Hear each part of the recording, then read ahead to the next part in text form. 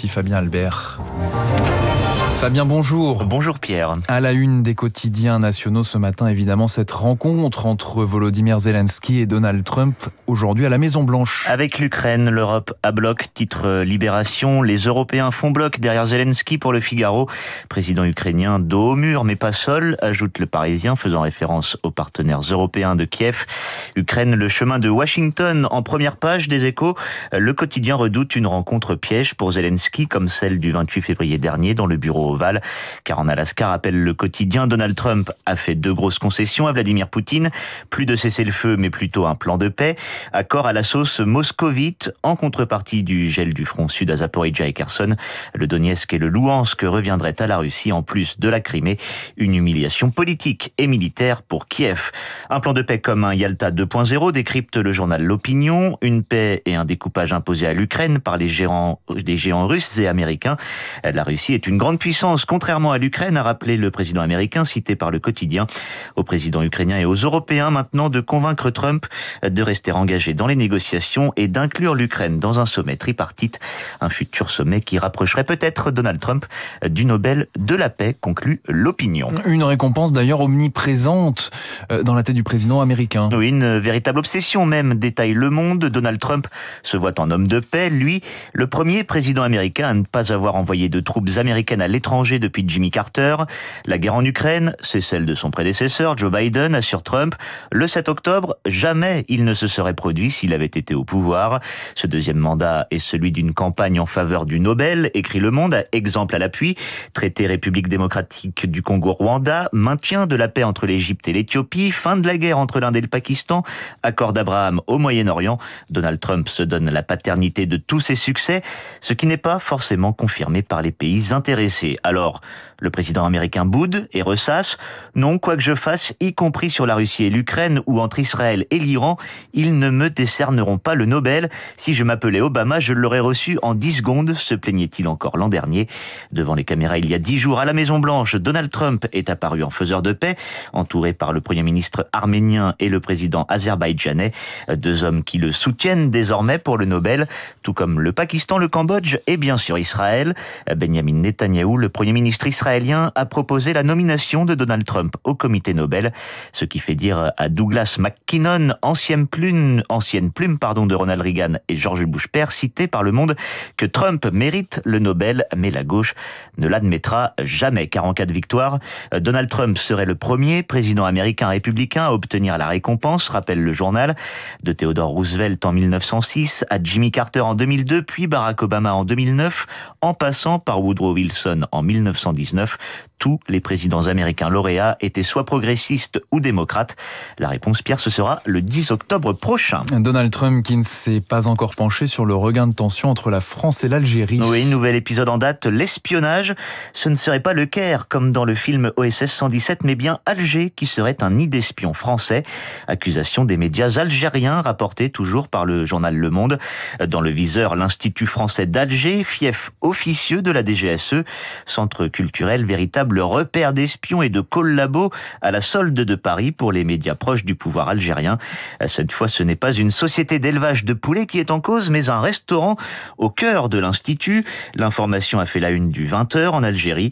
Ce restaurant serait le lieu de rencontre entre agents de la chancellerie et de jeunes Algériens en vue d'un recrutement, selon les journalistes algériens.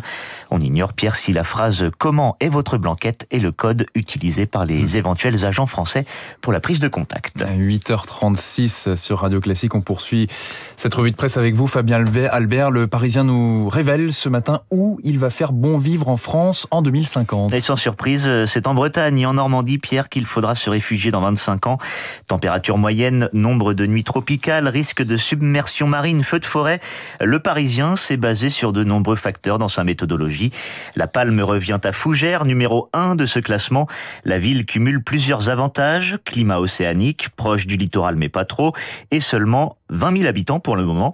Fougères échappe ainsi aux îlots de chaleur urbains.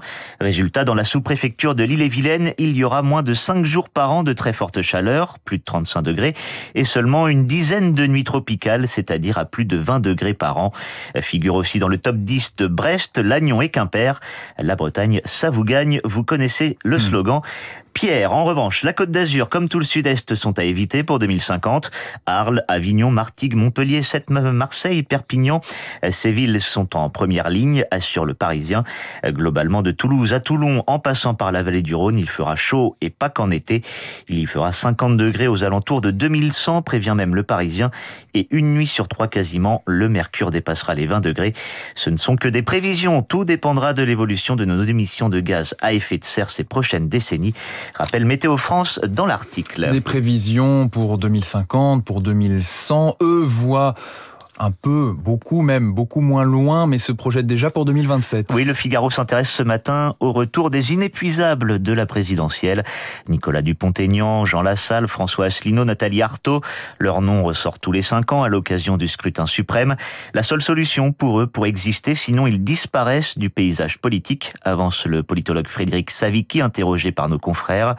Nicolas Dupont-Aignan est le plus en avance. Tout est prêt, le programme est quasiment bouclé, confesse le souverainiste, qui s'élancera pour la 4e fois face aux Français.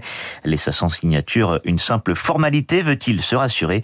Ce n'est pas le cas de Jean Lassalle qui craint le bouleversement que pourraient occasionner les municipales de l'an prochain. Il me reste un peu moins de 2 ans pour me décider, dit au Figaro l'intéressé. Confession faite après un rapide calcul, ironise nos confrères. Sur la ligne de départ aussi, sous réserve des 500 signatures, François Asselineau et Nathalie Arthaud qui n'ont jamais dépassé les 1%. Ce sera la 4e candidature pour la chef de lutte ouvrière.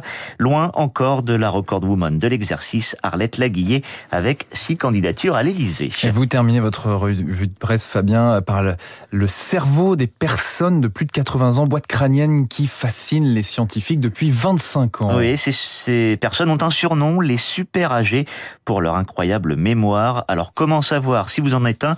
Il suffit de faire un test, indique le Figaro. Si après avoir entendu une liste de 15 mots, vous êtes capable d'en restituer 9 20 minutes plus tard, vous êtes certainement un super âgé, terme créé à la fin des années 90 par des scientifiques de l'université de Chicago. Ils viennent de publier un article dans la revue, ça ne s'invente pas, Alzheimer et Dementia, pour récapituler toutes les informations sur ces personnes hors du commun. Le cerveau de ces super âgés résisterait mieux à l'érosion. Leur cortex singulaire antérieur, c'est-à-dire l'épaisseur de leur cerveau, serait supérieure à celle des personnes de 50 ou 60 ans. Une région du cerveau connue pour être impliquée dans les fonctions cognitives, comme la prise de décision, l'empathie, l'émotion, mais aussi la conscience et l'intuition. Super âgés qui seraient aussi plus mobiles que leurs contemporains, mais ils ne semblent pas plus protégés que les autres contre les maladies neurodégénératives type Alzheimer. Ils n'ont pas forcément non plus une vie de moine. Certains fument, consomment de l'alcool et n'ont pas toujours une alimentation très saine, explique l'instigatrice du projet. Alors d'où viennent leurs capacités hors normes? Peut-être de leur sommeil de plomb ou du fait qu'ils ont tendance à esquiver les troubles métaboliques et l'hypertension. Ils ne sont ni déprimés ni anxieux et très satisfaits de leurs interactions sociales. En 25 ans de réflexion, les scientifiques disent avoir recensé quelques 300 super âgés de plus de 80 ans. Merci pour votre revue de presse, Fabien. Dans un instant, et pour vous accompagner jusqu'à 9h, retour vers le classique, un podcast concocté par Augustin Lefebvre. À tout de suite.